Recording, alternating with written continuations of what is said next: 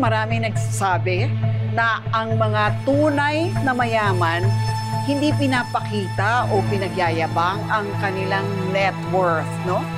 O yung bang kung gaano sila kayaman. Pero itong nakilala ni Mon, abay daig pa yata ang lifestyle, no, ng mga rich and famous. Paano yan nabudol? Nako, ibang klase to, Lucy. Paano ba naman? Paghaharap siya sa kanyang mga bubudulin, meron niyang 3 sasakyan. May bodyguard. May escort, ha? May convoy? May convoy. Wow! May convoy, may bodyguard. Pakilala niya, CEO siya ng kumpanya, abogado, at rumerenta pa ng mga villa para magpa-party. Pero, ang problema dito, yung target niyang bubudulin, sabihan niya, pwede bang ikaw muna magbayad ng villa? Lala kong dala eh. Kumakagat? With all those na mga pakita? Display niya. Display? Kumakagat. Grabe.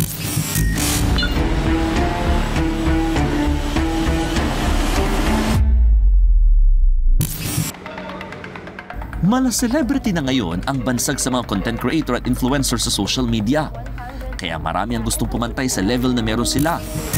Sikat at may endorsements na para talagang mga sikat na artista. Katulad na lang ni Rinka at Bambi.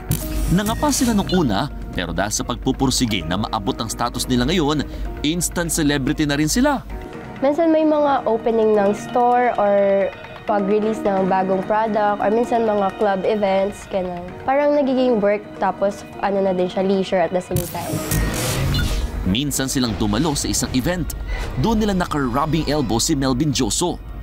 Big time daw itong si Melvin, abogado, anak ng general at CEO o Chief Executive Officer ng iba't ibang kumpanya.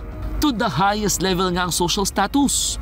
Gustuhan ko lang yung friendship din namin kasi nagkaroon kami ng parang one circle, so every event at andun din siya, may mga kasama siyang bodyguards, may mga kasama siyang driver, so talagang very rich yung atake niya, like very ano talaga na mapapaniwala ka na okay, so may ano pala talaga siya na parang big person talaga to, like big name sa industry.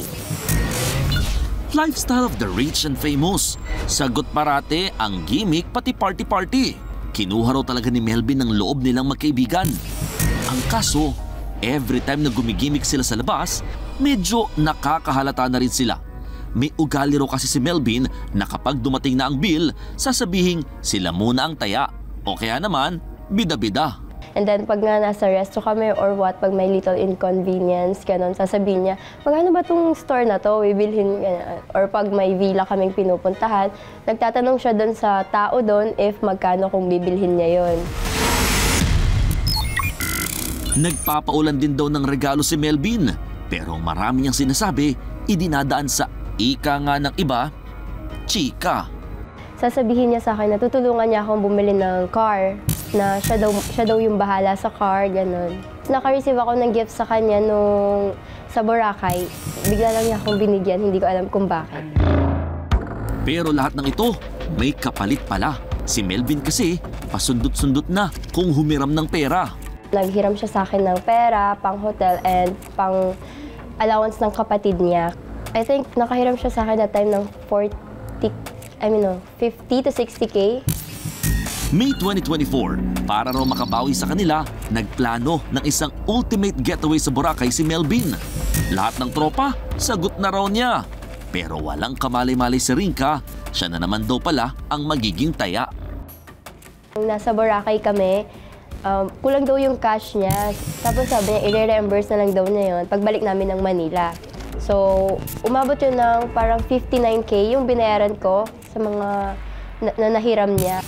Yun yung mga activities nila. Kasi nag-helicopter sila, sa Boracay. Yung mga kasama namin doon is sagot niya. Nadagdagan pa yun pag uwi namin dito sa Pampanga kasi nag-ask ulit siya sa akin if meron daw akong ganito pa.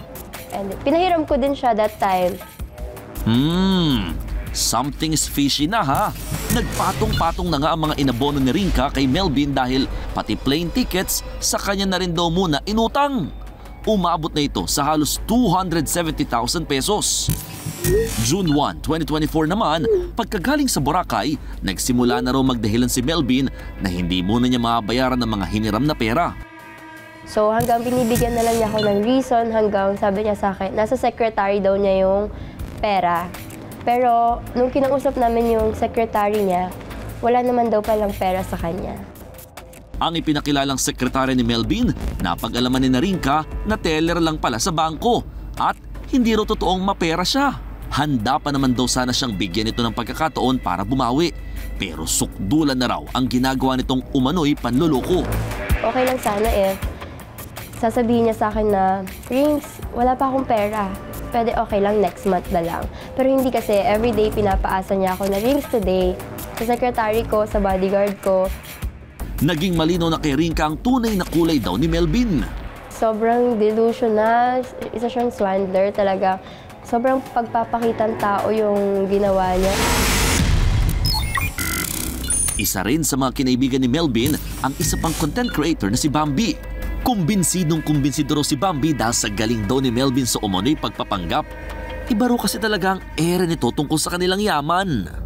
Actually, sa lahat ng nakilala ko, feeling ko talaga siya na yung pinakamayaman talaga. Kasi may nakilala ako mayaman before, pero simple lang talaga sila. Pero siya, as in super privileged. Na-mention po kasi niya before sa akin na like, yung family niya is nagbabayad sila ng 30 million sa media para hindi lumabas na richest family sila here in the Philippines. At para mas mapaniwala raw si Bambi na hindi lang siya puro satsat, nangako pa raw siya na magpapahiram ng malaking halaga with zero interest. O ha? San ka pa? Kasi I was building my own house. I was planning to do that and I mentioned that to him. Tapos papautangin daw niya ako and then he made this contract, ganito, ganyan. Tapos pinapirma niya sa akin, ganito. Nung time na yun, feeling ko, okay, hindi lang siya mayaman. Super mabait pala talaga siya. Like super helpful. Pero wait, may catch. Bago raw makahiram si Bambi ng 8 million pesos, kailangan siya muna ang magpautang? May ganun? Sumakay si Bambi sa gustong mangyari ni Melvin. Nagpautang siya ng 120,000 pesos. I know naman po na capable po siya on paying that money. So like feeling ko busy lang po siya or what. So parang inintay ko na lang po na bayaran niya ako, siya mismo. Budol alert! Mag-background check muna kung may kakayahang magbayad ang taong humihiram o nangungutang. Dahil baka takasan ka lang at hindi mo na mabawi ang pinaghirapan mong pera. Hindi po pwedeng character loan lang. Yung character loan, yung bang kakilala lang. Kailangan may background check. Halimbawa, may mga ari-arian ba siya? Tama ba ang address niya? Tama ba ang pangalan niya? Para alam mo kung sino ang hahabulin mo at ano ang hahabulin mo. Pangalawa, kailangan may collateral. Kailangan may siguro, may security yung ipinapautang mo. May iniwan naman daw ng mga cheque si Melvin kay Bambi. May tubo pa nga kaya hindi siya lugi. Yun nga lang, talbog pa lang cheque. I told him na please cash na lang tayo. Let's meet na lang. Pay mo na lang yung money through cash. Tapos lagi siyang nagbibigay ng dates. Tapos when the date comes, wala po siya lagi. Dito na napagtanto ni Bambi na naisahan siya. Sabi ko, paano niya ako papautangin ng 8 million kung yung utang niya sa akin hindi niya mabayaran? At nakumpirma niya nga ang pangbubudol umano sa kanya nang makausap ang kaibigang si Rinka. Iisa raw pala ng ginawa at linyahan sa kanila nitong si Melvin. Ika nga, same na same. Lagi nga po siyang maraming reasons. Like yung money po niya nasa secretary, yung di niya pa po hawak yung pera, ganyan. Melvin, ano na? Sa Pasig City, natuntun namin ang mismong driver ni Melvin Joso na madalas niyang kasama sa bawat lakad niya. Nakiusap siyang huwag ipakita ang kanyang muka para sa kanyang kaligtasan. Revelasyon niya, inupahan lang siya para mag-drive sa mga ganap ni Melvin. Ang sabi niya lang po sa akin, kabiling-bilinan niya pati dun sa wife ko, na pag after niya, pag once na na-rent niya po ako, wag lang daw po ako mag-ingay na kahit kanino. At dahil big time nga raw talaga ang pakilala ng bagong bossing, nakiride na lang din daw siya sa mga trip nito. Nilagyan niya yung personal car ko. Etong van, nilagyan niya ng blinker. Meron sa harap, meron sa ibabaw. So kasi ang pakilala niya is anak siya ng isang general. So hindi ko po alam na ang nangyayari po pala doon. Yun nga, nagbibideo po siya. Nag-iwan daw talaga ito ng good first impression dahil maganda naman ang bayaran. Pero hindi kalaunan, Tila nag-iba bigla ang ihip ng hangin. Nagtanong po siya, sabi niya, baka meron akong extra na pera na 150,000. Sabi niya pong gano'n. Ang gagawin po niya is babayaran niya daw po ng after 3 days lang, ibabalik niya rin agad. So sabi niya, kahit lagyan ko na lang ng interest na 30,000. Sabi ko, meron pa naman ako rito pero kailangan maibalik, sabi ko. Sabi niya, oh, sure na sure. Kasi yan palagi niyang binabanggit na salita, yung sure na ibabalik yan. Sure na sure ba talaga, Melvin? Pero may round 2 pa raw pala ang pag-utang ni Melvin sa bago niyang driver. Mula Mayo hanggang Hulyo na taong ito, para siyang naging lending business dahil lumakyat sa 332,500 pesos ang nahiram sa kanya nang dapat sana'y aarkila ng sasakyan niya. Umaga ako, makampante rin ako.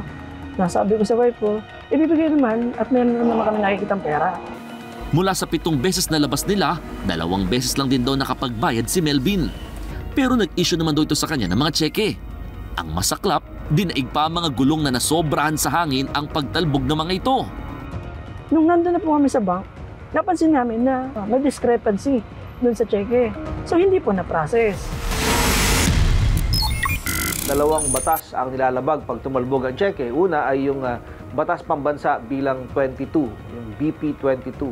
Yun ay kaso sa lahat ng checking tumatalbog. Pangalawa, estafa ulit. Isang uri na naman ng estafa, paragraph 2D naman. So, ang unang kailangan gawin dyan, kaya dapat yung mga may hawak na cheque ipasok para tumalbog, magkaroon ng tatak. No? Tapos, sulatan nila yung akusado, telling him na, oy, tumalbog yung cheque mo. At meron ka lamang 5 araw para tubusin ito or bayaran ang face value. Kapag hindi tumugon, hindi binayaran, pwede nang isampa ang kaso. Dito na raw bumarat si Melvin ng sandamakmak na rason at mga pangako kung kailan siya babayaran. Pero gaya lang din sa una niyang 2 biktima, nauwi lang ito sa walang hanggang pagpapabukas. Yun na yung humatong na time na ikaw yung nakikiusap sa sarili mong pera. Nasa sarili mong pinagpaguran. Tanong ngayon ni Jose, Bossing, kumusta ang buhay-buhay? Nandito tayo ngayon sa Barangay Molino 2 sa Bacoor, Cavite para kumpirmahin yung mga natatanggap na reklamo laban dito kay Melvin Dioso. Gulat-gulat kasi siyempre nung lang lumabas yun nung nagpuntahan niya. Tapos mga makailan meron pa mga dumating. Nasa 12 sila. Ayun, hindi biro yung mga kinukomplain sa kanya. Kasi nga nag-aarkila ng mga luxury car. Yun ang ginagamit niya, tapos may mga advance pa. Tapos hindi siya nagbabayad. And yung last na pumunta rito, nakita nila sa Facebook na naka-post yung sasakyan nila na binibenta ng 200,000. Kinumpirma ng mga tauhan at opisyal ng Barangay Molino 2 na 2 beses nilang ipinatawag itong si Melvin Dioso pero no show raw siya. Meron bang itinatago kaya nagtatago? Nagpa-assist tayo sa Barangay Molino 2 para nga mapuntahan naman yung mismong bahay nung nirereklamong si Melvin Dioso para makuha din naman yung kanyang panig. So, tara, puntahan natin. Ito rin ang kaparehong address na pinuntahan ng mga nabiktima ni Melvin pero lahat daw sila bigong matuntun ito. Nakailang tawag na tayo dito sa labas ng bahay ni Melvin pero walang lumalabas. Sabi din ng ilang kapitbahay na nakausap natin, wala raw talagang tao dito. Chinek din natin sa updated list ng mga abogado pero wala sa kanilang may pangalang Melvin o Melvin Dioso. Nang i-verify naman sa Securities and Exchange Commissions, 2 lang sa 5 umano'y kumpanya ni na Melvin ang rehistrado. Kaya naman sina Rinka at Bambi, pinag-iisipan na ngayon ang pagsasampa ng kaso kay Melvin, ang taong ginawang tila isang malaking content video ang kanilang buhay. Pero imbis na silang makinabang, sila pa ang pinagkakitaan. Promise ko talaga sa sarili ko, di na talaga ako magpapautang. Kasi sila pa yung galit pag sinisingil mo eh. I think ngayon siguro nakakuha siya ng katapat niya, talagang magpupush through ng legal case against him para matigil yung mga pambibiktima niya ng tao. Ayoko na maka-attract ng gantong tao sa buhay ko, ganito, ganyan. But like, of course, there's a lesson talaga. Na-realize ko, pag totoong mayaman ka pala talaga, hindi ka ganito eh. Diba? Hindi ka pagbabrag. Si Si Jose, gumawa na rin ng sarili niyang hakbang para makakuha ng hustisya. Itong si Melvin Joso, pinailan ko na po siya ng kaso. Violation of BP 22 and estafa. So meron naman po may kaukulang dokumento at saka mga kaukulang video. Kumbaga lahat ng ginawa niya sa amin ng pagpapakilala, pagpapakitang tao, lahat ng kabutihan, pang-front lang po pala niya yun para makuha niya yung loob at tiwala namin. Ngayon, yung tiwala niya, nasira po yung tiwala niya. Hindi sa lahat ng pagkakataon, to see is to believe. Dahil ang mga mambubudol, expert na rin sa paggawa ng mga ilusyon para lang isahan ka. Ako po, si Mon Gualvez. At yan ang aking Budol Alert.